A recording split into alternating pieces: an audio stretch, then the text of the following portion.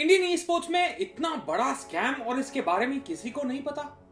आज के एपिसोड में हम आपको बताएंगे क्यों क्यों इंटरनेशनल ऑर्गेनाइजेशंस इंडिया आने से डरती है और आखिर नोबल ई स्पोर्ट्स पे जो इल्जाम लगा है उनकी सच्चाई।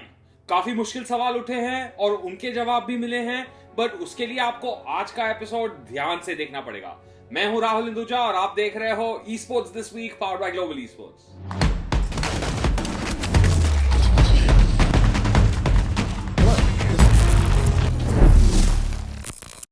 इंडियन गेमिंग कम्युनिटी में नोबल ई स्पोर्ट्स के चर्चे हर जगह फैल चुके हैं और पिछले एपिसोड में हमने इस मैटर पे काफी जांच की, बट अगर आपने वो एपिसोड नहीं देखा तो पहले जाके देख लो।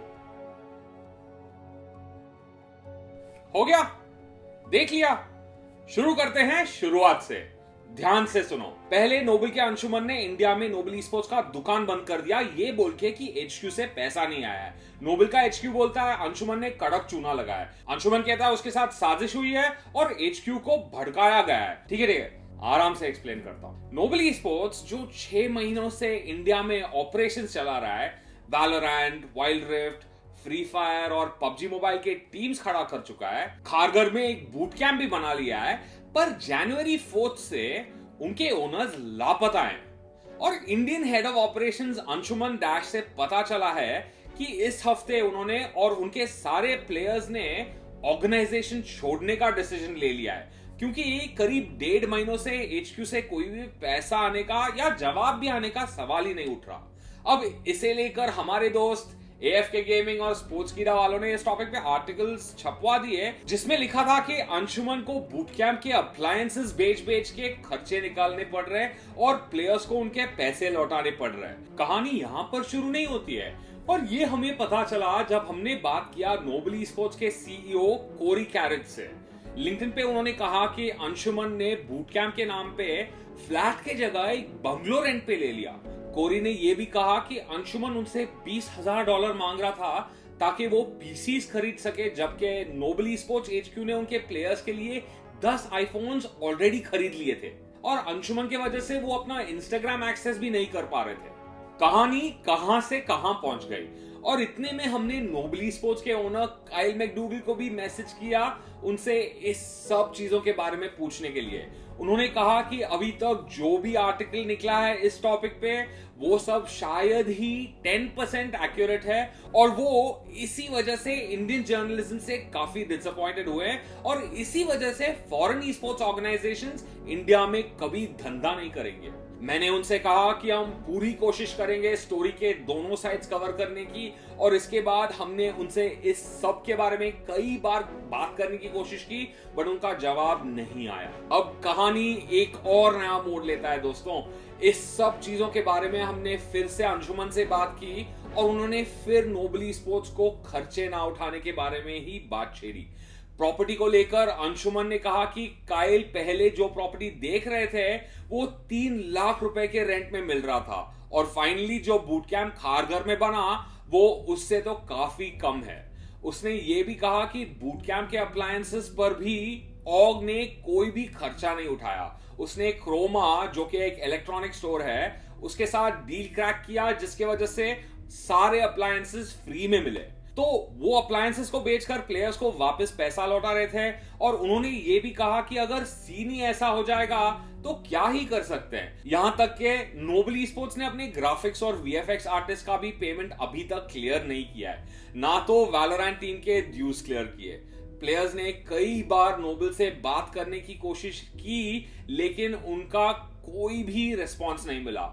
इसकी वजह से एंड में वो सब घर वापस चले गए क्योंकि बूट कैंप में कोई भी रिसोर्सेज ही नहीं बचे डे टू डे सस्टेन करने के लिए। पीसीज ना होने के कारण वो कंटेंट तक नहीं बना पा रहे थे और उन्होंने ये भी कहा कि जहां तक पीसीज का सवाल है, रेट्स, प्राइसिंग और सोर्सिंग की बातें ऑलरेडी हो चुकी थी, बट एंड में उन्होंने प्लेयर्स के लिए ईयरफोन्स का भी बंदोबस्त नहीं किया। पीसी तो दूर की बात है, इनफैक्ट वो खुद प्लेयर्स के लिए अपनी पॉकेट से ईयरफोन्स खरीद के दे रहे थे। अंशुमन ने यह भी कहा कि उन्हें कभी नोबल ई स्पोर्ट्स के इंस्टाग्राम अकाउंट का एक्सेस था ही नहीं। नोबल ई स्पोर्ट्स के ऑफिशियल इंस्टाग्राम का एक्सेस फ्री फायर के जाने माने कास्टर गेमिंग विद एबी के साथ था। अंशुमन के मुताबिक गेमिंग विद एबी ने तो ये भी कहा है कि नोबली स्पोर्ट्स ने अपने इंस्टाग्राम चैनल के लिए 7 लाख रुपए खर्च किया है फेक फॉलोअर्स खरीदने के लिए। अब भाई लोग, कितने ट्विस्ट है इस कहानी में, आखिर गलती है किसकी? बॉलीवुड की कोई ड्रामा पिक्चर से कम थोड़ी है ये कहानी। इस एपिसोड के बनने से थोड़ी ही देर पहले मुझे इंस्टाग्राम पे इसके बारे में डीएम्स आने लगे, ये बोल के कि अंशुमन डैश एक्चुअल में एक स्कैमर है। यहां तक कि एक लिंक भी मिला हमें anshuman-.com, जिसमें ढेर सारे स्क्रीनशॉट्स और कॉन्वर्सेशंस हैं और इसमें एलिगेशंस भी हैं कि अंशुमन एक स्कैमर है जो हैक्स बनाता था और लोगों को चीट करता था। अब इसके बारे में भी हमने अंशुमन से पूछा और उनका यह कहना है कि षणमुगम स्वामी बोल के एक बंदा है और ये सब उसी का काम है। उन्होंने कहा कि षणमुगम उनका दोस्त हुआ करता था, बट जनवरी 4 से वो नोबली स्पोर्ट्स के ओनर काइल को मैसेजेस भेजने लगा अंशुमन के अगेंस्ट भड़काने के लिए। उस बंदे ने यह भी कहा कि अंशुमन पूरा दिन सोते रहता है और रात में उठता है, जिसकी वजह से उन्हें स्पॉन्सर्स और डील्स नहीं मिल रहे थे। ऊपर से एलिजिडली वो फाइनेंस ठीक से मैनेज नहीं कर रहा था, जिसकी वजह से बूट कैंप में फिजूल के खर्चे हो रहे थे। उसका कहना यह है कि प्लेयर्स बस अपनी लग्जरी लाइफ के लिए बूट कैंप आए हैं और बात यहां पे ही खत्म नहीं होती। उसने अंशुमन के नाम से ये वेबसाइट भी बना रखा है जिसमें उसने उस पे बहुत सारे एलिगेशंस लगा रखे हैं। ये सब शुरू हुआ जनवरी 4 को, जब से नोबली स्पोर्ट्स की मैनेजमेंट टीम ने इंडियन टीम्स और मैनेजमेंट से बात करना और पैसे भेजना बंद कर दिया, और 1.5 महीने बाद आज ये बातें निकल रही है। अब इस सब की वजह से अंशुमन षणमुगम के अगेंस्ट डेफेमेशन का केस दर्ज करवाने वाला है। और जहां तक लग्जरी लाइफ का सवाल है, अंशुमन ने कहा कि जिस लाइफ में बेसिक एमिनिटीज और खाने पीने के खर्चे नहीं मिलते हैं, वो कौन सा ही लग्जरी लाइफ है। इतना सब हो जाने के बाद भी ये दिमाग में रखना जरूरी है कि अभी तक काइल के तरफ से नोबल का साइड का स्टोरी हमें क्लियरली पता नहीं चला है। कोरी और अंशुमन के साइड का कहानी तो मिल गया, बट काइल और गेमिंग विद एबी से सुनना अभी तक बाकी है। इतना सारा इंफॉर्मेशन निकला है, बट अभी भी हमें एक चीज का आइडिया नहीं है, दोषी कौन है? क्या नोबली स्पोर्ट्स ने प्लेयर्स और अंशुमन को धोखा दिया है, या फिर अंशुमन की कहानियां एड अप नहीं हो रही है? आखिर में दोष किसका है?